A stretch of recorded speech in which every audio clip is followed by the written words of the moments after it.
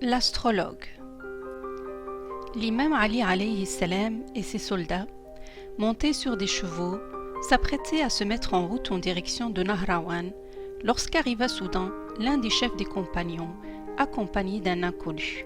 « Ô Amir al-Mu'minin, dit-il, cet homme est astrologue et il a quelque chose à te dire. »« Ô Amir al-Mu'minin, dit l'homme, ne te mets pas en route tout de suite, attends un peu.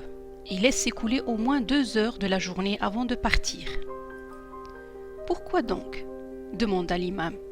« Parce que la disposition des astres indique être quiconque se mettra en route à cet instant sera vaincu par l'ennemi et subira, ainsi que ses compagnons, un lourd préjudice.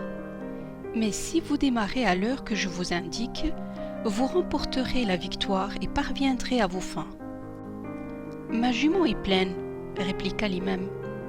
Peux-tu me dire si son petit est un mâle ou une femelle? Je le pourrai en me livrant à des calculs. Tu mens, car le Coran dit: la science de l'heure est auprès de Dieu. Il fait descendre l'ondée. Il sait ce que contient le sein des mers. Nul homme ne sait ce qu'il acquérera demain. Nul homme ne sait en quelle terre il mourra. Dieu est, en vérité, celui qui sait, le parfaitement informé. Mohammed, l'envoyé de Dieu, n'a jamais rien prétendu de semblable à ce que tu prétends. Affirmes-tu être informé de tout ce qui se passe dans le monde, savoir quand survient le bonheur et quand survient le malheur? Celui qui suffirait à toi avec cette prétendue science parfaite n'aurait point besoin de Dieu.